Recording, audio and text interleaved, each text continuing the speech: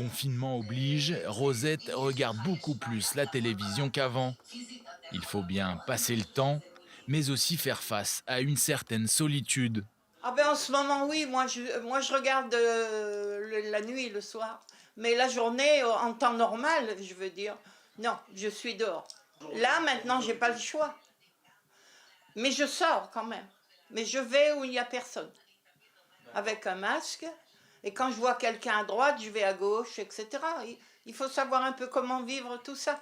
Mes enfants ne peuvent pas venir. C'est très difficile, surtout que moi, j'ai très fusionnel avec mes enfants. Mais bon, on n'a pas le choix. Une nouvelle épreuve à traverser pour Rosette. Née en France dans les années 30, elle a déjà survécu au pire. À côté de la Shoah, ce qui se passe en ce moment, l'épidémie, c'est rien à côté de ce qui s'est passé pendant la guerre. Vraiment.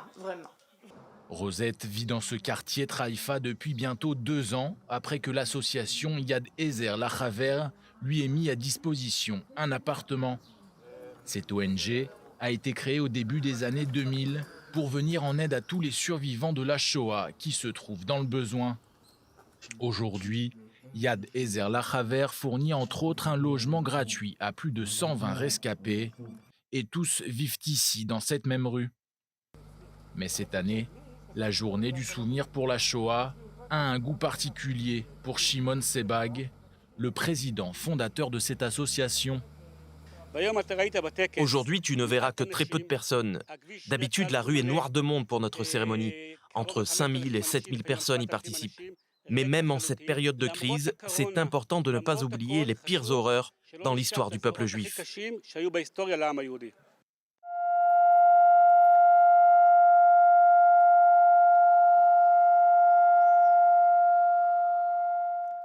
Ne pas oublier les pires horreurs, mais ne pas oublier surtout ceux qui les ont subies, comme Shalom, un des derniers survivants du ghetto de Varsovie à pouvoir témoigner, lui qui n'a jamais pu compter que sur lui-même. J'ai vécu l'enfer sur Terre et j'ai survécu, le seul de ma famille. L'État ne m'a jamais rien donné.